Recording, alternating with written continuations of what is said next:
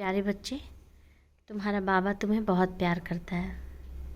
प्यारे बच्चे, मानव यदि मानव की तरह व्यवहार करे तो यह उसके लिए श्रेयस्कर होगा प्यारे बच्चे। परंतु यदि वह माधव की भांति व्यवहार कर सके, अर्थात ईश्वर की भांति, जो कि वो वास्तव में वह है, तो यह उसके लिए अत्यंत ही प्रशंसनीय होगा।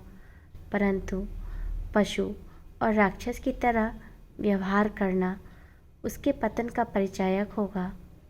प्यारे बच्चे, कभी मनुष्य एक धातु के रूप में उत्पन्न हुआ था और उसी में विलीन हो गया, अर्थात एक तत्व के रूप में। विकास की प्रक्रिया में फिर वह एक वृक्ष के रूप में विकसित हुआ।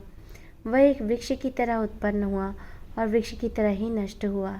इसी प्रक्रिया में वह पशु योनि तक पहुंचता है प्यारे बच्चे, और तब वह पशु की तरह उत्पन्न होकर पशु की तरह ही मृत्यु को प्राप्त हुआ। परंतु अब वह मानव के स्तर तक की प्रगति कर चुका है। एक स्तर से दूसरे स्तर की प्रगति विज्ञान और आध्यात्मिकता अनुभव दोनों के द्वारा ही मान्य है प्यारे बच्चे।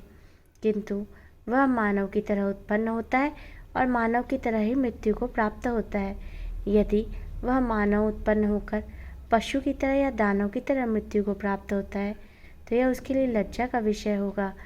प्यारे बच्चे, यदि वह देवत्व को प्राप्त करता है तो यह उसका सौभाग्य है और परिपूर्णता है। प्यारे बच्चे, एक मनुष्य यदि ध्यान का मार्ग अपनाकर अपने आप को संयमित कर सके और तो उसमें देवत्व के भांति गुण अपने आप विकसित हो जाते हैं और वह राक्षस और दानव कभी नहीं बनता, अपितु उसके अंदर देवत्व की भावना विकसित होती है।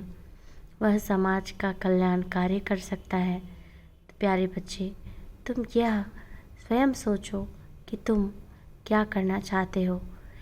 यह मानव जीवन जो तुम्हें मिला है उसे व्यर्थ ही गंवाना चाहते हो, उसे राक्षस और दैत्य की भांति जीना चाहते हो, या ध्यान को अपनाकर अपने में देवत्व की उपस्थिति लाना चाहते हो।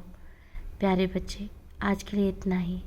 तुम्हारा साईं तुम्हें बहुत प्यार करता है और कोशिश करो कि ध्यान को अपने जीवन में अपनाओ।